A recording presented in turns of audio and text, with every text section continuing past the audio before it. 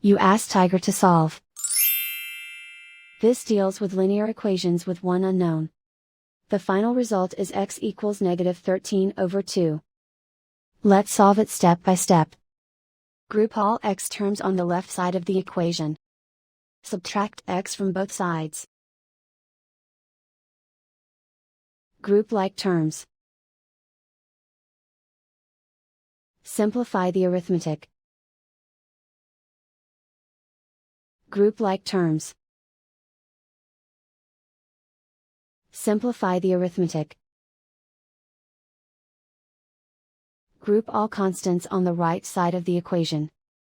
Add 5 to both sides. Simplify the arithmetic.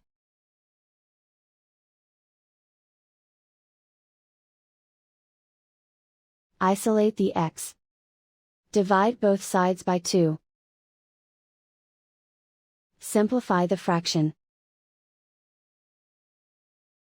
And so the final result is x equals -13/2.